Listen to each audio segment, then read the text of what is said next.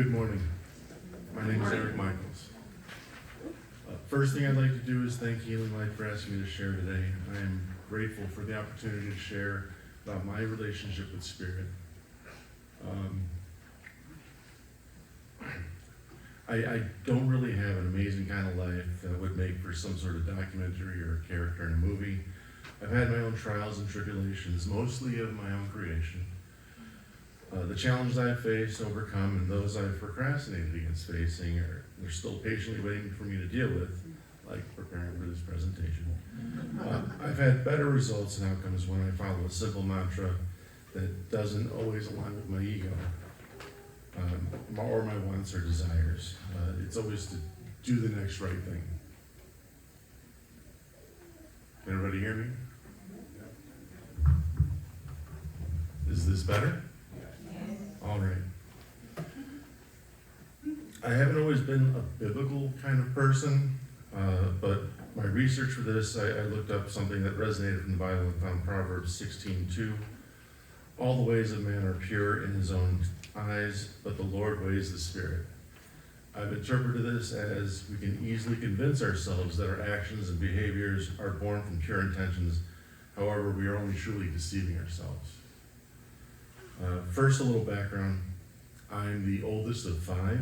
I have two brothers, two sisters. However, my youngest sister passed away from sudden infant death syndrome 5 days after she was born. My father had worked for my mom's father at his construction company, installing sewer and water mains for many of the new subdivisions that were popping up around Chicagoland. I remember how when I was 8, I started cutting the grass with a lawnmower because I'd seen my dad do it. And he's done it so many times that I watched him that I just started doing it and imitating what he was doing. He was not as surprised as my mother was. So he started to take me to work with him on some jobs and let me operate the backhoe, the tractor, and he had just started to take over the business from my grandfather because my grandfather became more interested in real estate development and women that were not my grandmother. My mom ran the office from our house and stayed home to raise us kids. I really didn't concern myself with the future. I figured I would just start working with my father, and I believed that I would just assume a role in the family business. Things were going well until he was a severe accident when I was 10.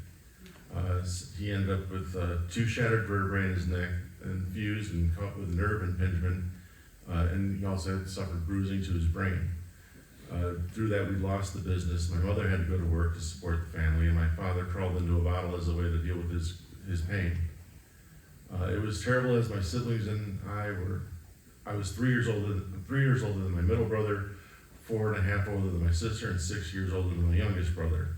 And they never really had a chance to know who our father was before the accident. What kind of person he was, what kind of role model he was, and that had changed, and at the time I didn't realize it. We were raised Catholic, and my parents had both attended parochial schools, but their experiences with the brothers and sisters were fortunately nothing that would have entitled them to a settlement that we've heard about, but enough that kept them from wanting to enroll us and me or my siblings in Catholic school.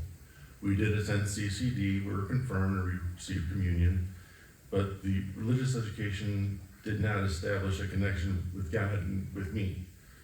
I believed in God and the afterlife because my mother had recounted to me and my siblings about the time she had feelings or bad omens about things, like when her neighbor's son had gotten a motorcycle and she just had a sense of feeling impending sorrow. And 2 weeks later, he died in an accident on that bike. Her most impactful story was her recollection of her sister's passing. My mother was the oldest of 11. She was 18 at the time in her senior year of high school. Her sister was sick with a type of childhood cancer, which today has a survivability rate of over 95%. My mother loved her sister, and my grandparents were concerned that my mom was sacrificing too much of her time to be around caring for her, and not out with her friends or whatnot. Which was weird because my mom would tell us as the oldest, she was kind of like the de facto second mom to help raise her siblings. They instructed her to go to a school dance, but she was on her way. She said she felt an energy pass through her, and what sounded like her sister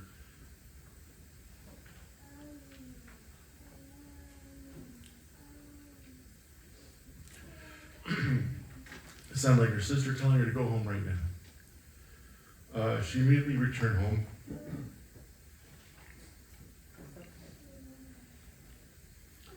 She immediately returned home moments before the ambulance came and took her away. But not to be outdone, my father also had a connection with the universe. The summer after graduating high school, he was on a 3-month sabbatical courteously provided by the justice systems of Will County. I had found myself directionless and basically unsupervised, and with my bad habits and poor choice of company, it put me in a similar trajectory as him. On a particular morning near the end of summer, he was frantically calling the house trying to get a hold of my mother, who had started to search for me, only discovered that I had been processed in our own town's police department. He knew, he wasn't able to explain how, and no one had told him anything, as I hadn't even been given my phone call yet, and he had no way of contacting anybody.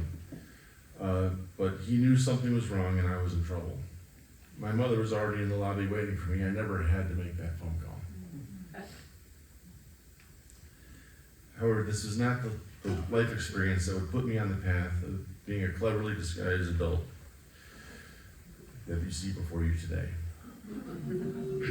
I still held out my firm beliefs that I knew best when it came to me, and it would be about 5 years later when I crossed the bridge too far and found myself in more serious trouble that required me to truly reevaluate myself and my choices and how I made them. This is when I had the second feeling of being in the presence of God, and the Holy Spirit was with me, and everything was going to be all right. My first memory of the Holy Spirit, I was in church with a friend from high school. I don't remember the song nor the sermon, but I just remember the feeling of joyous energy when we were in the church singing. The second time I felt the presence of the Holy Spirit, I was sitting in the cafeteria at DuPage County Courthouse with the same friend. We were there waiting for me to go before the judge and receive my judgment, having a cup of coffee and discussing what may be waiting for me when I'd stand before him. I told my friend I was very, very afraid, and I wished I could have a sign, some kind of sign, that would reassure me that everything was going to be okay, and whatever was going to happen would be for the best.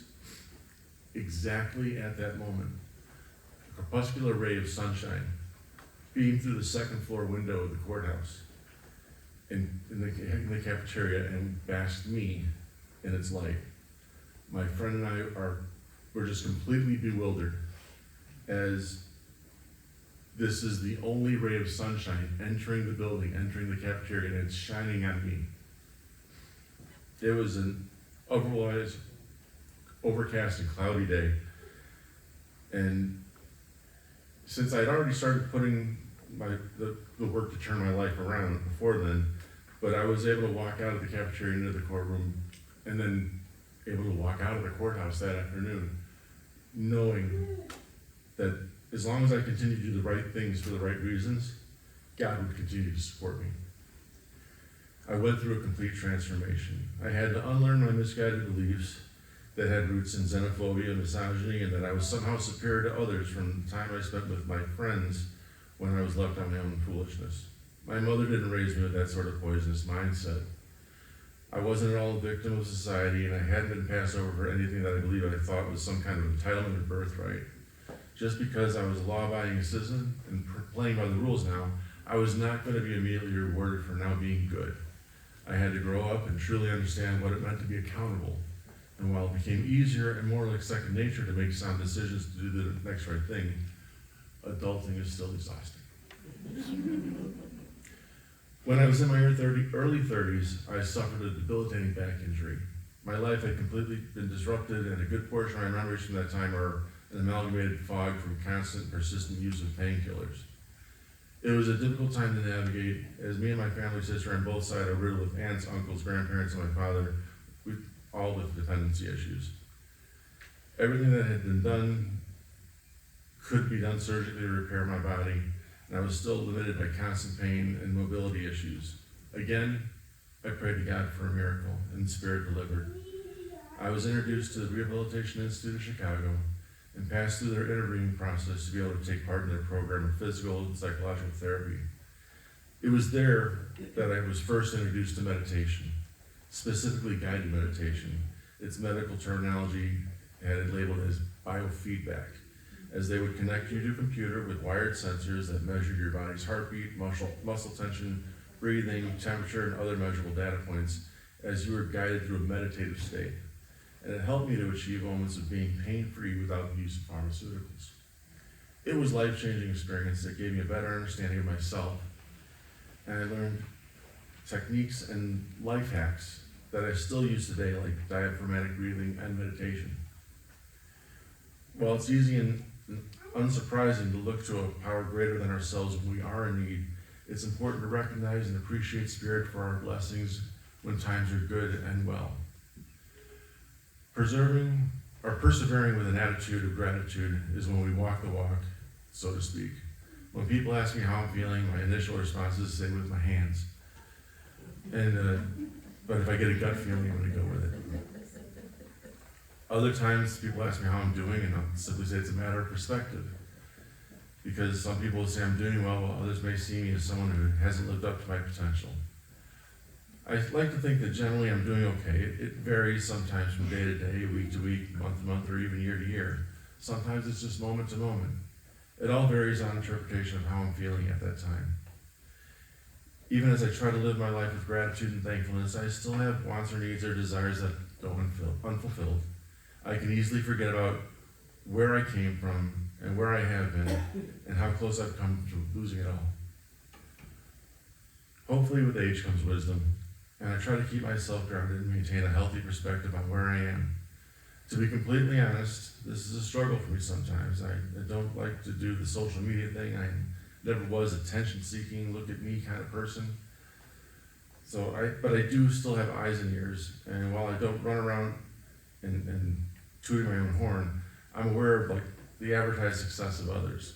I'll admit sometimes I'm disappointed in myself for being envious of things that others seem to have that I don't. I tell myself I don't know what their mortgage payment is, or if they're only making the minimum payment on their credit cards, or if their vehicle's a lease, or if they own it. I constantly have to remind myself that I've been blessed. I've been on wonderful vacations, been to Hawaii multiple times, and seen an active volcano. Last year I went to Venice and the Greek islands, Santorini, Crete, and Mykonos, with a stop in the surprisingly beautiful country of Croatia. Laura and I are homeowners, both with very good jobs, and we still have our parents with us. Yet sometimes I still feel discontentment, as if there's something missing in my life, and it would only be better if I had whatever it is I'm missing. Yet I just don't know what that is. Laura will frequently ask me to name 5 things I'm grateful for, which I can do easily and try to list things that I haven't named the last time she asked me the question, which is probably 10 minutes ago. She truly does have my best interests at heart, no matter how annoyed I get with her. We're constantly trying to keep me grounded. It's been a blessing. I've also coined the phrase, boring is good, as oftentimes when Laura and I hear stories about the drama occurring in the lives of our friends and family, we immediately recognize that both the antagonists and protagonists in these tales didn't feel the need to fix, manage, or control the lives of others. Most of their problems would evaporate like magic. I think this is why we relate so well to our cats. We rarely try to control them because we can't. As long as we're doing the right things that don't hurt anyone else, and our pursuits of happiness don't infringe on the pursuits of happiness of others, we do our best to live in this manner. The biggest question Laura poses me is where all this cat hair is coming from.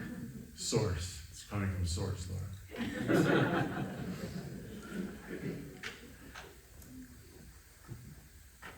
One of the most important things I've learned is that we don't always have all the answers. Just now, while writing this, I recall when I was graduating from the Rehabilitation Institute, we had to go through common household chores that I had learned proper body mechanics and what was the best way for me to remove clothes from a hamper. The hamper in this case was just a cloth hamper with a wire frame around it. And a person in my cohort named Tuna, she went through it before me, and she had this trick of just going to the hamper and pulling the hamper blanket or the sheet up to raise the level of the bottom of the hamper. So I adopted that immediately because it was a lot easier than bending over with my back hurt. And then I even said when I was doing that, I was taking a page from the book of Tuna, giving credit where credit was due. Life can be hard, but it doesn't have to be as difficult as you make it out sometimes.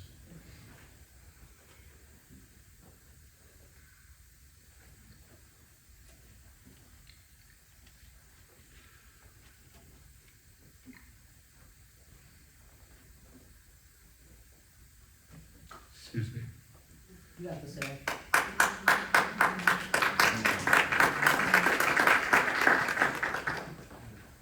My wife Laura has been the greatest thing that ever happened to me. She introduced me to an international palette of flavors where I was primarily an all-American meat and potatoes kind of person. She introduced me to sushi, Indian, Thai, and a complete diverse world of different pastas. I was only aware of spaghetti, angel hair, and lasagna, and elbow macaroni, but she completely expanded my horizons to what was and is possible. She introduced me to Healing Light Fellowship Church because she had heard of Reverend Lydia, who she knew from another church that she had attended and loved, and she truly believed the message that Lydia preached. Although it really isn't preaching, it's more how she delivers and expresses the messages that we receive from God and spirits, and that communication through her as a medium. Laura, like me, was also raised Catholic, but she also questioned the ways and means of the operation of the Catholic Church. When she suggested I come with her to a service at Healing Light, I was skeptical, like I am about all organized religion.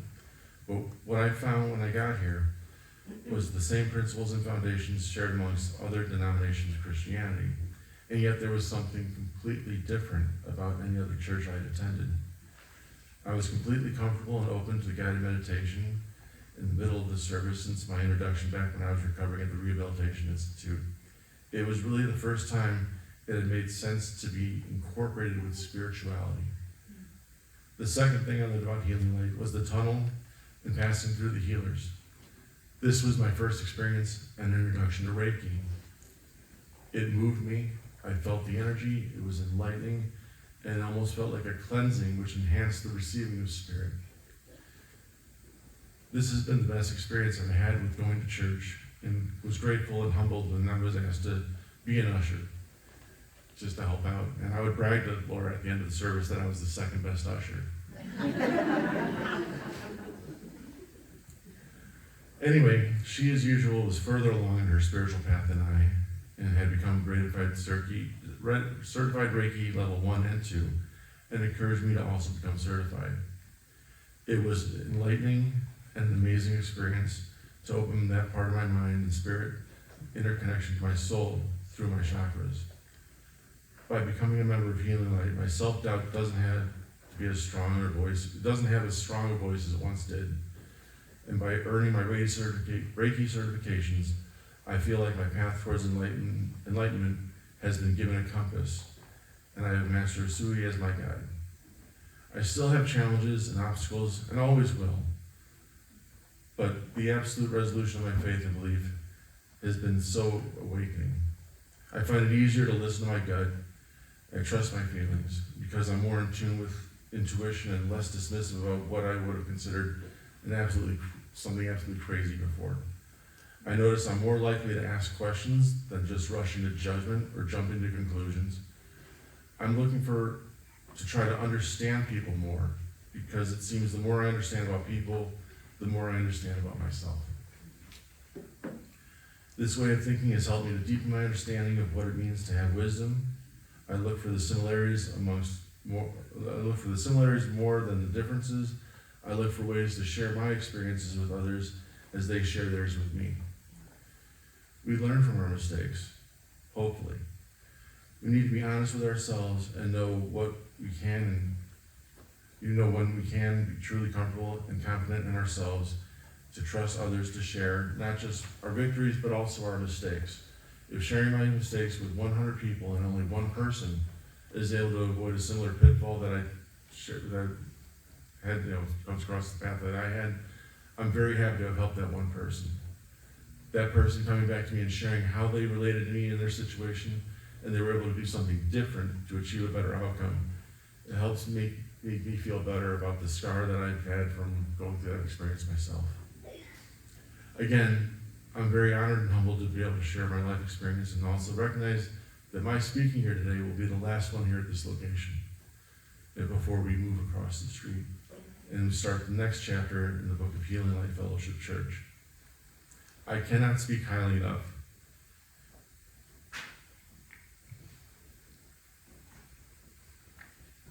Again, I cannot speak highly enough of what this fellowship has meant to me, and having this as a part of my life.